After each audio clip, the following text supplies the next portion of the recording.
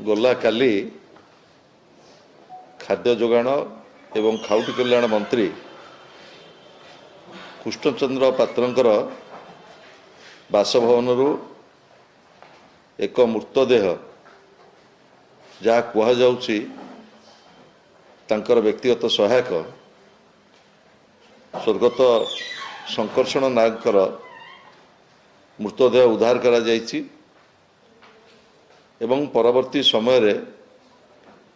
Capital थाना रे गोटे यूडी केस करा जायछि एवं तापरे तांकर मृतदेह को बलांगीर निया जायछि एवं तांका परिवार को हस्तांतर करा जायछि। राज्य राजधानी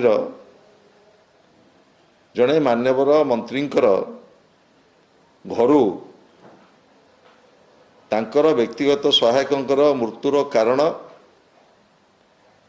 एवं ए संपर्क रे जहा तथ्य बाहर को आसुची से तथ्य अत्यंत चिंताजनक एवं राज्य सरकारंकर जो आईन श्रृंखला परिस्थिति कथा कहा जाउची ये आईन श्रृंखला परिस्थिति मध्य आज प्रश्नवाची रे छिड़ा होइछि। मोर प्रथमे प्रश्न रहिबो मान्यवर मुख्यमंत्री जे गृह विभाग दायित्व अछंती ये घटना को गुरुतर भाव रे संज्ञान को नियंतु कारण ये मृत्यु जड़े मंत्रींकर सरकारी बासभवन रे घटी किभली भाव रे घटिला मृत्युर कारण कौन एवं वर्तमान पर्यंत जहा सबु गणमाध्यम रे प्रकाश पाउची